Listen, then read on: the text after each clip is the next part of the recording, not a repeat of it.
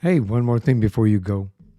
We are going to have a conversation with the author of a new children's book that can help kids and families deal with death and grief in an open and honest way. It will encourage the sharing of memories of loved ones and how to have those difficult conversations about losing someone. Heaven's Bell takes us on a journey of two best friends that must face the reality of death and the possibility of what's beyond that. This book offers a way for people to talk about death and grief and has a special way to share memories and keep them alive. It was written for teens, but enjoyed by people of all ages. It will have a profound effect on you if you've lost somebody or if you have children in the household that need to understand what death is and the possibility of what's after it. I'm your host, Michael Herst. Welcome to One More Thing Before You Go. This is That Thing About Heaven's Bell.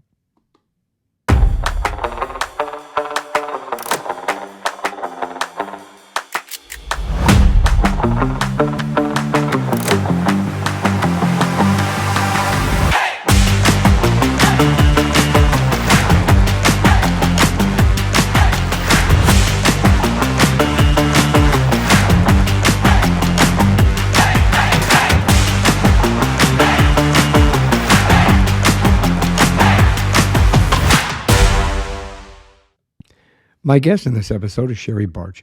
She's the CEO of two Forbes-ranked top executive search firms and a leadership consulting company.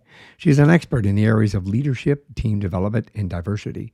Her forward-thinking approach to work was recognized when she was chosen to participate in the Alt MBA program designed and led by leadership guru Seth Godin.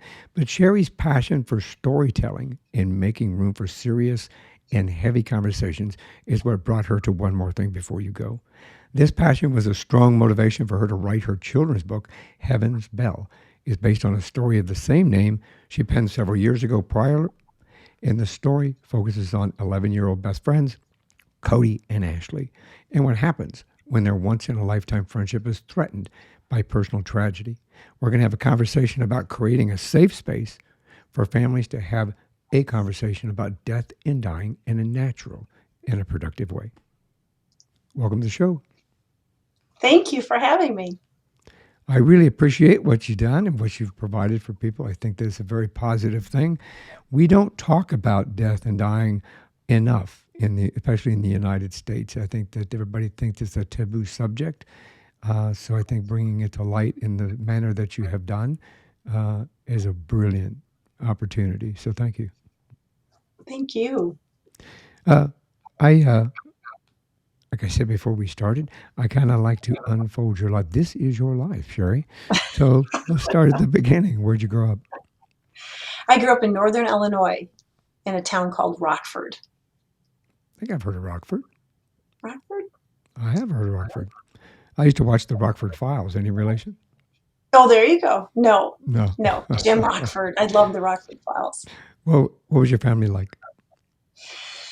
I was raised by a single mother who it was a chief nursing officer and a school nurse and had degrees in adolescent psych. And so she was a great mom. She still is a great mom. And I have one sibling, and I have been married for, I should know this, right? Almost 30 Let's years. hope. Congratulations on And that. We won't tell him you had to think about it. I know, right? Hopefully he's not seeing this or listening. And I have three sons. So one brother and three sons, no sisters, no daughters. So I'm not sure what that means, but I'm sure it shaped me somehow. I think those kind of lessons always shape us. I had two daughters, Okay. no son, but I have two daughters, wonderful daughters, and as my audience knows, and you know from our previous conversation that they motivate me and inspire me every day in a new way. They kind of grew up with a cop family, in their background, so that's almost similar to yours. Because they had your mother was a nurse and Oh, an absolutely. adolescent, Yes. and I'm sure that there were some strict rules, and Oh, so yes. there was a benefit to having a dad as a cop, and some not so. So did you go to university? I did. I went to Western Illinois University, and I have an undergrad degree in communication, interpersonal communication, and some minors in journalism and management. And then I have a master's degree in business communication. What'd you want to be when you grew up? It's kind of a I diverse, wanted, a diverse yeah, academic. I wanted to do. I didn't want to be an educator, but I liked training, so I liked the ability to present and communicate. Um, I actually love interviewing. I always thought maybe I could have my own talk show host or be a talk show. So it's kind of fun to have this experience with you and see your journey to this point. I've always been very, very curious, and I think that's where my management skills and my training skills came in. So just communication. There's a way to tell a story. There's a way to communicate your ideas, and it's been a fun journey. That's an outstanding journey. My father was a journalist. I Okay. respect that from that perspective. I grew up in a newsroom, actually. Okay. Yeah, literally. I was there from like way. You can't see my hand down here, but that high to the floor, all the way through. Then I went to work for the newspaper myself, actually, for a little while, but not as a journalist. Um, Okay. Ironically enough, but it was kind of cool. Um, Yeah. so you chose communication for that matter, and you talk about journalism. Had you always wanted to be? Let me try proper English. Talking about communication, Uh-oh. have you always wanted to be an author? No.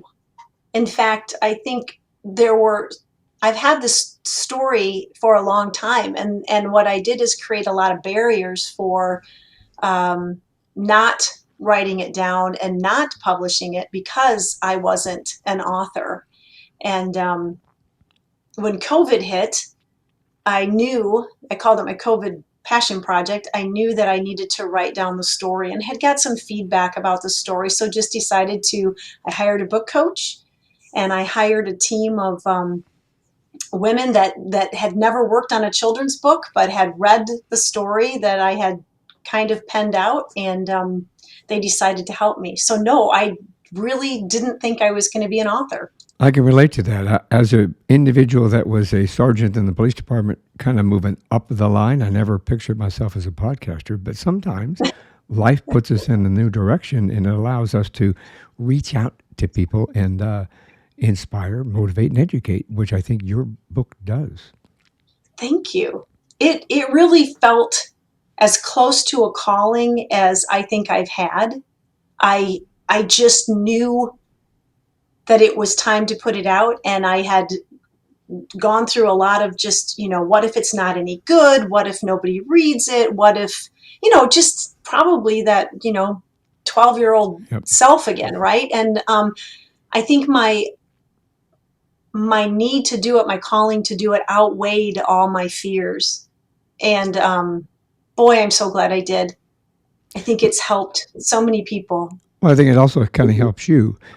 Let's talk about kind of what inspired you? The story that you wrote, is it personal? Do you know these individuals? Did you lose somebody yourself? What motivated you? It is a completely fictional story. What motivated me was because I told the story verbally three times, and the response that I received from the people that I told the story to, one was a young girl, another was my two nieces, and then finally it was a grandparent that lost, it was a parent that lost a son, and I told the story for her grandchildren. And the response from those individuals at a time of real sorrow and healing and just raw emotions made me want to share this story with more people. But personally, it was a story that I had growing up as a child, and maybe it was my creative imagination.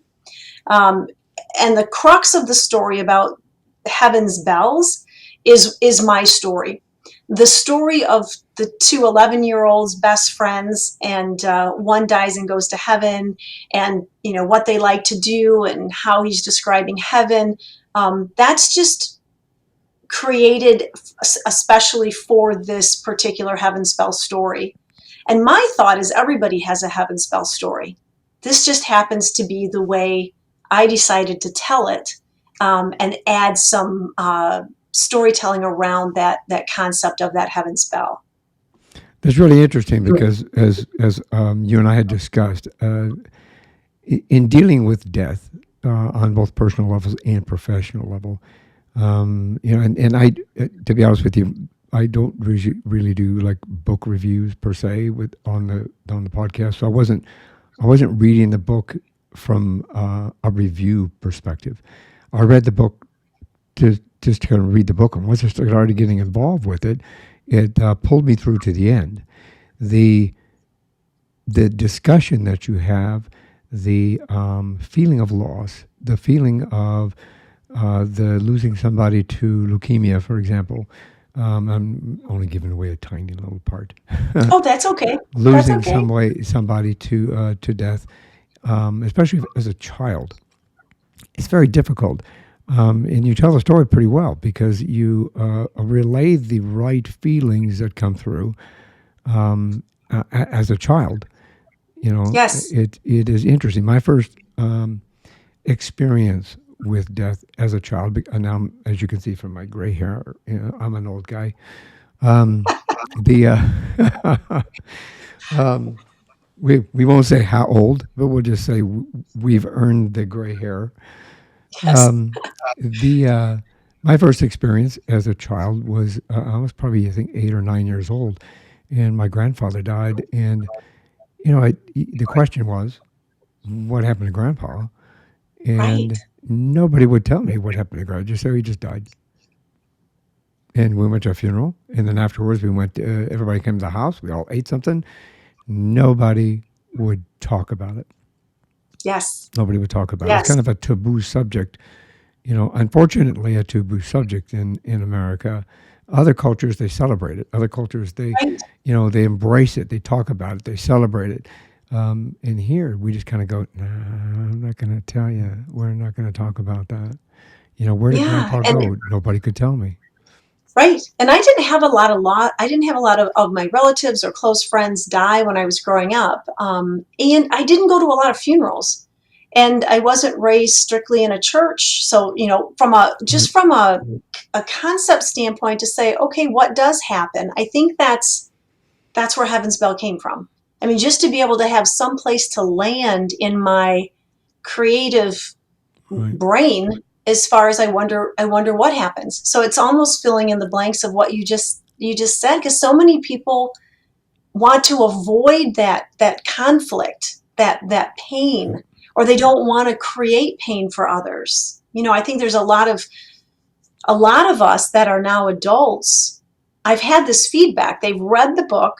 It's written at that middle school age level, but many, many adults have read the book and said it takes me back to when I first lost someone, Oh, whether it was exactly. my grandfather, and I was around 11.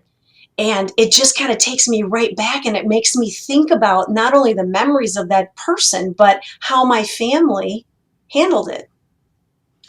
Yep. And then obviously with COVID, we couldn't go to church. We couldn't go to living rooms. We couldn't all get together and eat.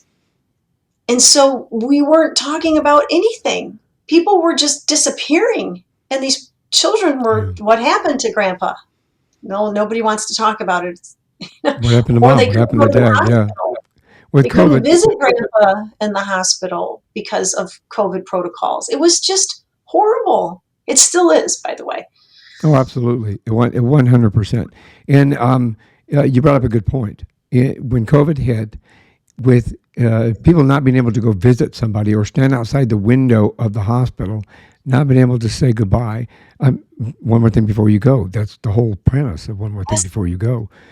The not being able to say goodbye, not being able to say I love you, not being able to say I'm going to miss you, I'm proud of you, thank you for being part of my life.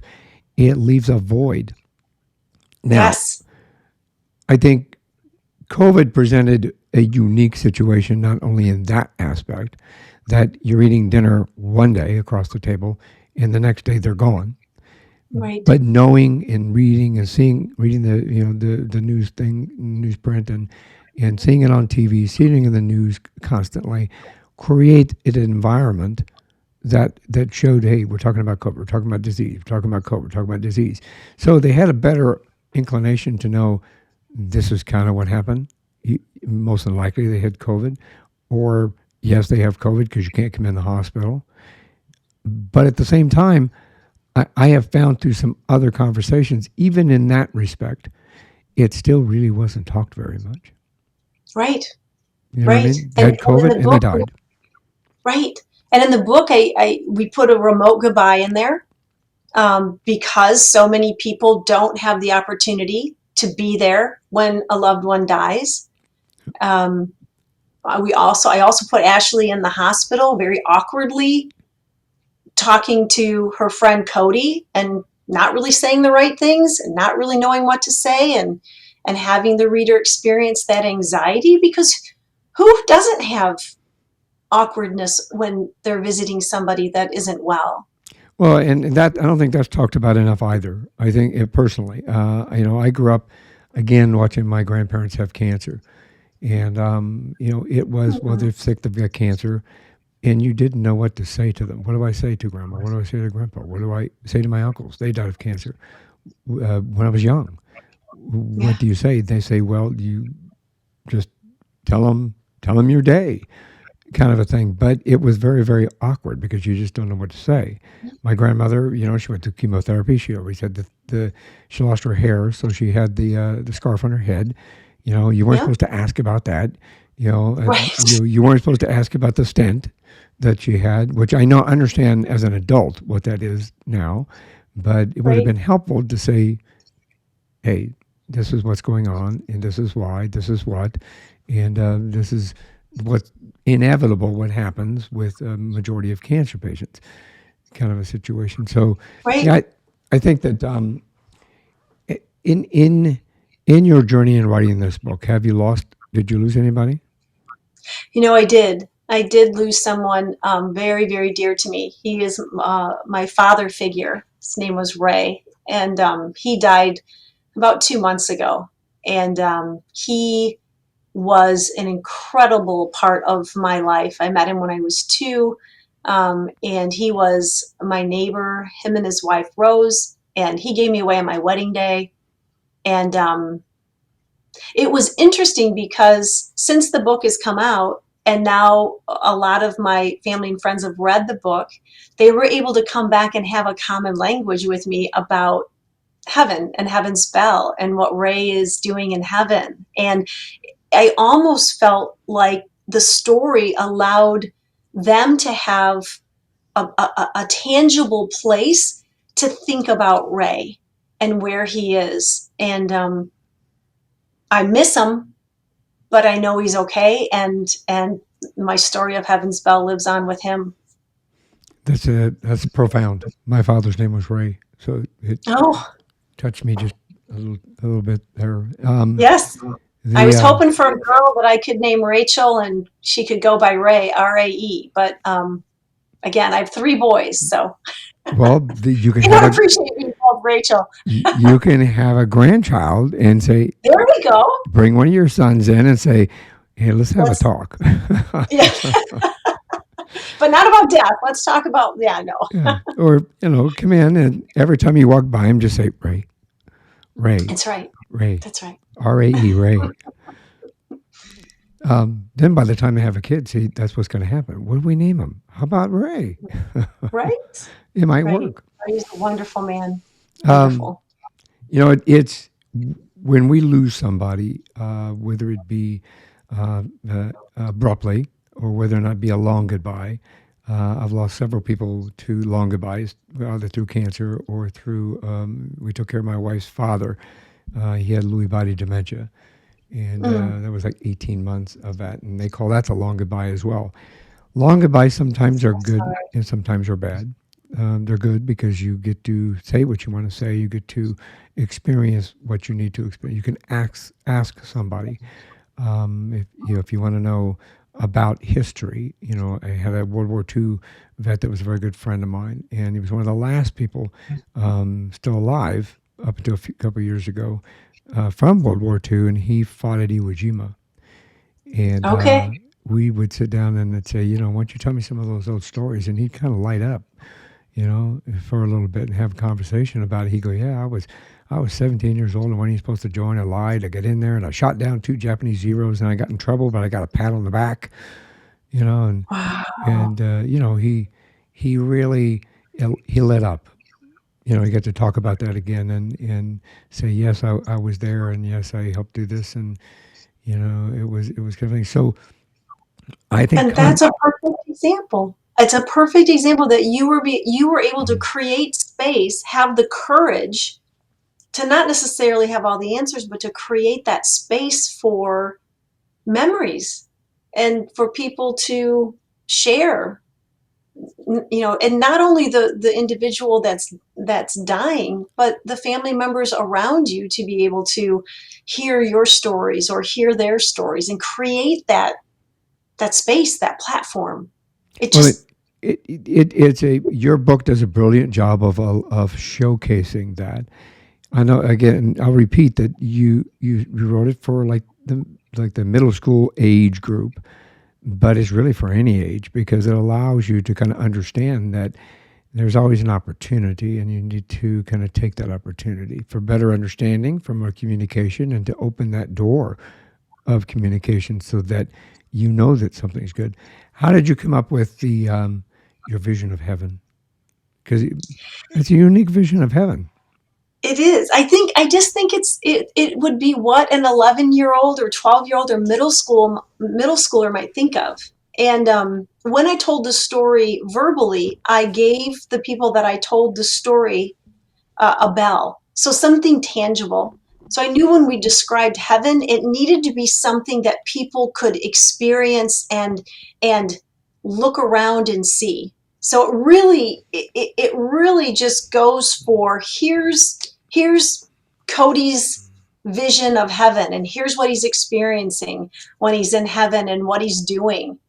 And Ashley's down on earth living her life, and the book basically is in parallel universes. But if you think about that age group, um, and even Heaven Spell can go younger than that, but like you said, Grandpa's gone, or my friend is gone. I don't know what that means. Um, I even had somebody that, well, a couple things. He was a Vietnam vet, and he said he read the book, and he went back to places that he hadn't gone before because of the description of heaven.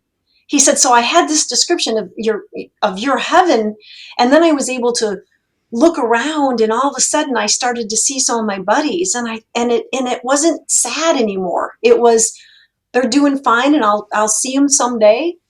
um, but he said it was so vivid, and he said, I'm a Catholic, and he goes, and I know we talk about heaven, but sometimes it's a little fuzzy and cloudy. And so he goes, I just like the fact that you just went for it.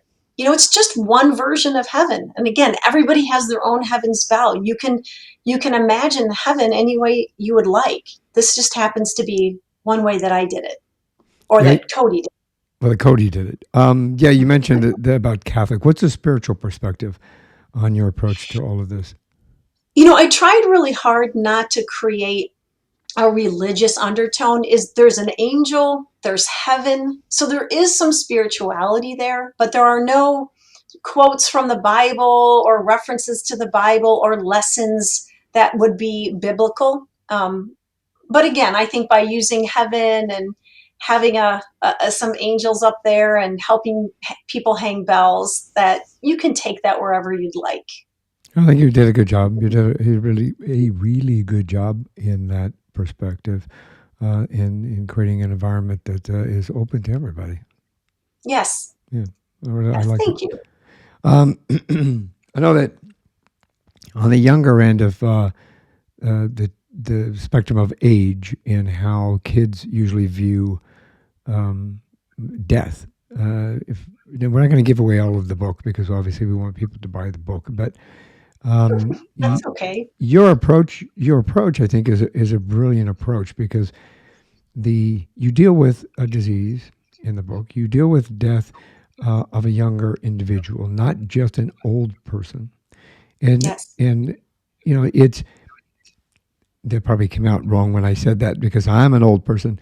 Um, you know, Not that old. so Don't go anywhere I yet. I need to be careful how I phrase that.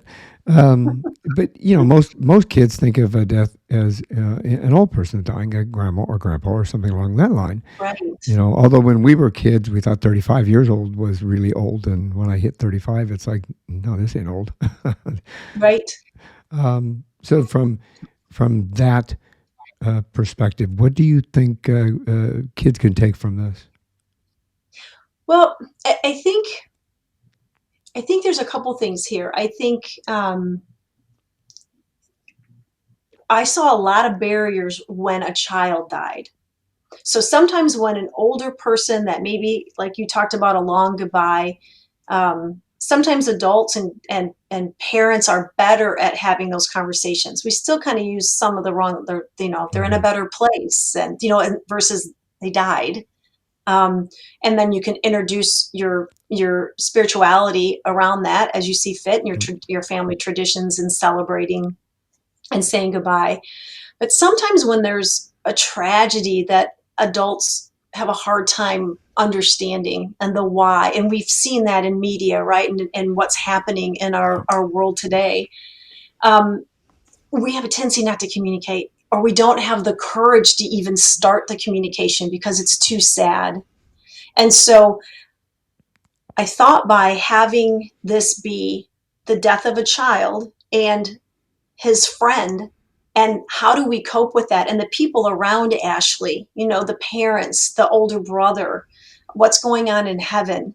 The story will hopefully provide a conversation starter or a platform to be able to talk about something that really it's a hard why.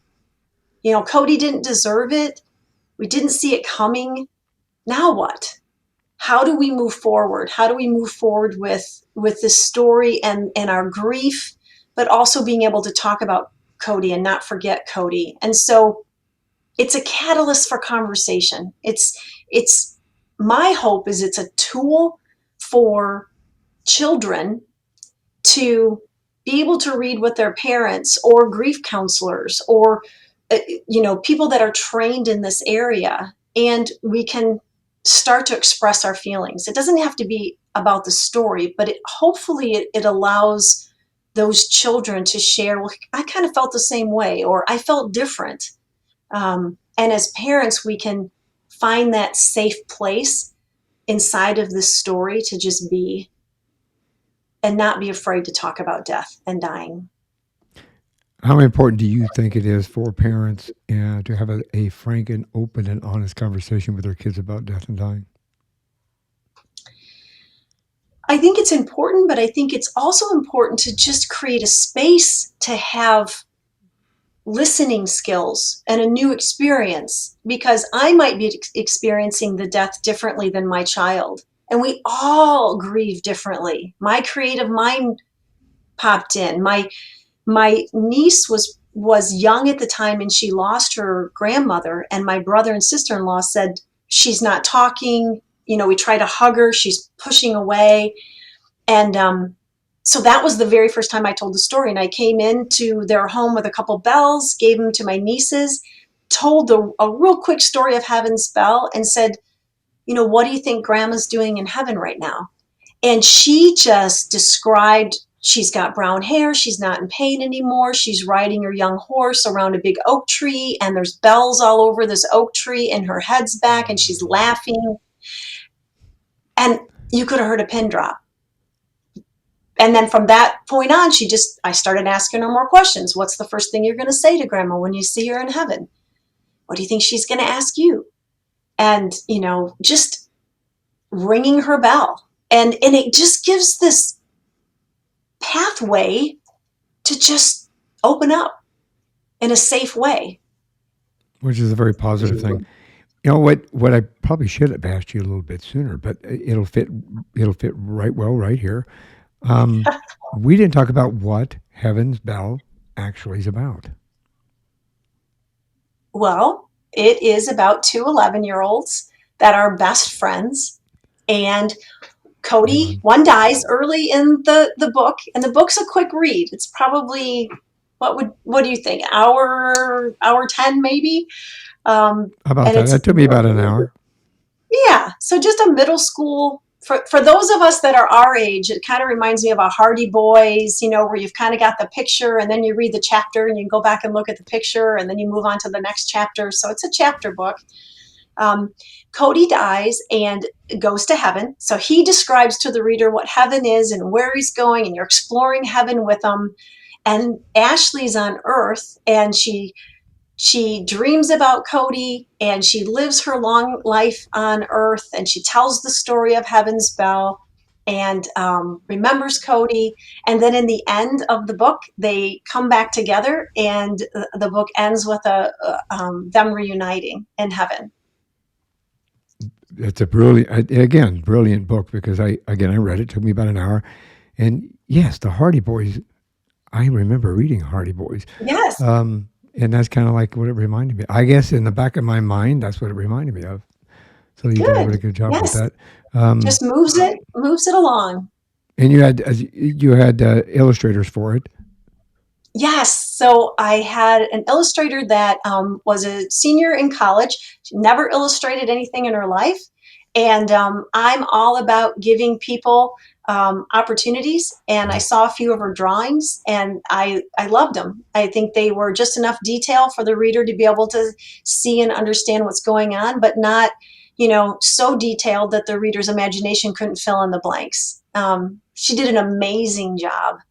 And she actually lost her grandfather during illustrating this. And the cover is inspired by her Oh, thinking about her grandfather in heaven and what that might look like, and um, his bell. And so I just think the cover is absolutely beautiful, and I immediately fell in love with it. well, yeah, that's the cover right there. It's a beautiful cover. Yes, She it did is. She did a great job. she did a great job. Well, it goes along with the content of the book as well because the content of the book keeps you enthralled with the story. I think you did again a really good job with kind of piecing it together and allowing. Um, I would say kind of a if you pay attention, it will give you the tools that you need to help understand that you still have an opportunity to say what you want to say. You still have an opportunity to kind of do a little bit of what you would like to do with that person that may be passing, and that it is just death is part of life, Yes, and that yes, it carries on in another way. And I think that yes. from yeah, I'm got so many things running through my head at the moment. So yes. So how do you think that this book? I know we've kind of touched on it briefly, but how do you think that this book can be used as a guidebook to help kids or us as adults kind of touch on that or get through or to move through the grief of losing somebody? I think what I wasn't prepared for is all the stories that the book generated. What would happen is somebody would read the book and then immediately share with me memories of their loved ones or conversations that they had with other loved ones that are still here on Earth. So I think I had one gentleman say that he was in a situation where a family had experienced a suicide, and it was COVID, so there wasn't a funeral. And he ended up, because of the book, he said, I think I would have just sent a note in the mail and kind of, a card, and just said, sorry for your loss. And he goes, but because I read your book, I felt like I could go over to that home, hand them this book, and talk about the story, and tell them that I believe that this story will create an opportunity for memories to spill forth, and to be able to celebrate the loss that they had in the family by suicide. And he said it just gave me courage to be able to have that conversation. I had another mom who had two daughters that read it in the car. They had a long car trip. And so the two daughters and the mom had just lost a really good friend. So the mom was mourning, and the daughters were mourning in a different way. And so I think it is just about having the courage to read the story. And a lot of people say, let me get this straight. You wrote a children's book about death and dying, and a kid dies. And somehow you think this is a good idea. But if I can be that bold and put something as crazy out there like that, then can you be bold enough and courageous enough to read it and be able to then hopefully talk about your loved ones?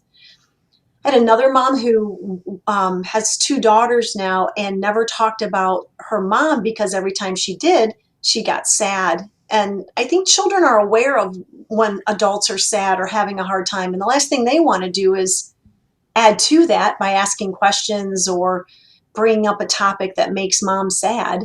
And she did the same thing. She said, I read the book, and then I realized that there's a joyful part of my mother, and she was an amazing woman that I'm not sharing with my family and my daughters, and that's just not okay.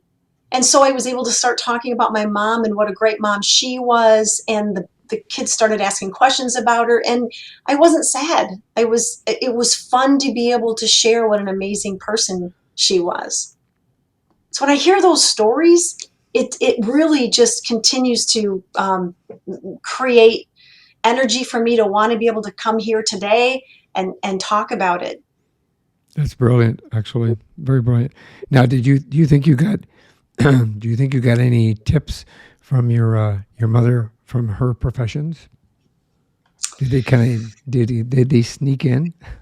Yeah, I think my mother always tells the story about kind of like you, as a nurse. She was really strong at holding the dying patient's hand and listening. That one more thing before you go. Here's what I regret. Here's who I love. Maybe there was some secrets in there. Um, but then she would tag team with another nurse. And so as she came out of the patient's room, what she really struggled with was telling the family that their loved one had died. I have a So hard there were time with other that too. nurses that would tag team. So I think that's our lesson, right? Sometimes we have to ask for help. Sometimes we're not going to be good at it. Sometimes we're going to need to lean into others. So how do we have that courage to try to do those things that we do well, but also just be there when sometimes it's hard for us? So I think my creativity comes from my mom. Adolescent psych, so she was always very good at talking about heavy conversations, from chronic diseases to death and dying to the world's not fair. So there are things that are happening that we cannot begin to understand, but that doesn't mean that we can't talk Yeah. about it. I think earlier when we were talking, I told you that sometimes it's difficult to grow up in that environment because of they nurses, doctors, paramedics, firefighters, cops. You grow up in that environment. The open and honest conversation is very apparent. I grew up with my kids as they grew up. I was open and honest with them about Yeah. death, about dying when they lost their grandfather. I had a stepfather, and a wonderful man for 25 years, and proved to me that you don't have to be blood to be family. And Nope, that I, was Ray. it's one of those things that the he my kids were his grandkids. They weren't step grandkids; they were his grandkids. So That's they were there when he passed. He passed of cancer, and they were there. We explained it to them, explained what was going to happen, had them experience that process. My wife had never experienced it before, oh, ever. So it was a new experience for her in that regard. So I think that those of us that grew up in an environment where, like your mother being the nurse, me being a cop, it allows that open and honest conversation to be a healthy conversation about what's taking place and what's moving forward. And I agree with you that that conversation needs to be had so that those around us, you can get over grief much better. You can get through. Everybody's going to grieve when you lose somebody. Yes. But when you understand it, it's sometimes easier to get through the grief. Yes. Doesn't mean And to that, be authentic about it. It's okay to be yeah, sad. Of course you're sad. It doesn't even mean that you have to have all the answers, right? exactly. You just get to be, and you just get to feel that. But you have to have the conversation. You have to create that environment. So let's talk Mhm. about how somebody can get your book and use it as a guidebook, because that's exactly what it can be used as, whether or not you're young or whether or not you're middle aged or kind of old. Yes. Yes. So you can get it at www.heavenspell.com. That's my web page, and it just shows some reviews and a couple pictures and a little bit more about me, and then Amazon. You can go to Amazon. It's an audio, um, and it's an ebook and paper. And the great story about the audio is during COVID, there were so many Broadway actresses and actors out of work. And so, we were able to lean into some just wonderful talent that narrates the book. So I do a couple pieces of it, but it's Ashley. It's in Ashley's voice. Oh, that's brilliant, especially getting Broadway. How did you get Broadway people? That's pretty cool. Yeah, they were plentiful at that point. So it all fell into place so well. That's the universe putting you in the right place at the right time. Thank you. And the other exciting news that is just happening is I'm also developing. It actually should be up here in the next 2 weeks, is a journal, and I'm calling it a Ring to Remember journal, because what happened was people would read the book, and like I said, they would just spill forth with all of these memories and thoughts, and I ended up putting some lined pages and some blank pages in the back of the book, because some people were putting memories in the book and then passing it to family members and then sending it to grandma Wow. or whomever. So it was kind of a memory book in and of itself. But there were so many people that had very personal reflections and memories that I felt like there needed to be a safe place. So it's a grief journal, and again, prompting real basic questions, so still staying within that age range, nothing too heavy, not too big of words. It's just light, but maybe provides a place to capture some of those ideas, communications, memories. So just another toolkit, hopefully, for people to still grieve, but heal along with it. That's a brilliant So opportunity. Yeah, it really is. When do you expect that to come out? just within the next couple weeks. I'm in the final proof, so it should go up next week.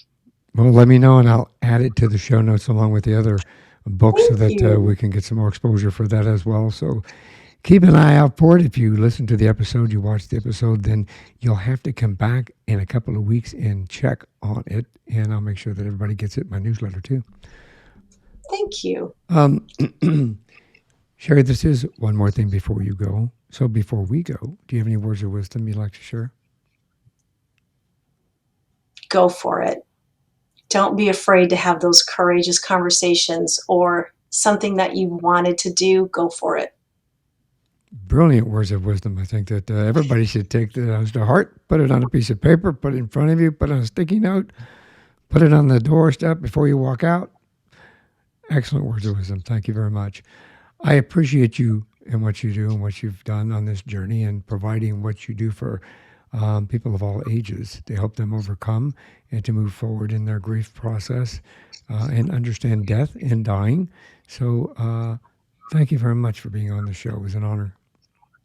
Thank you for having me, Michael. Thanks for listening to this episode of One More Thing Before You Go, a unique conversation about life. If you like our show and want to know more, check out our website at beforeyougopodcast.com. That's beforeyougopodcast.com. Tell your story, share your expertise, contribute to the blog, and subscribe to the newsletter. You can find us, as well as subscribe to the program and rate us on your favorite podcast listening platform. And one more thing before you go. Have a nice day. Have a nice week. and thanks for listening. One more thing before you go, a Unique Conversation About Life podcast is a creation of One More Thing Productions, established 2010, all rights reserved.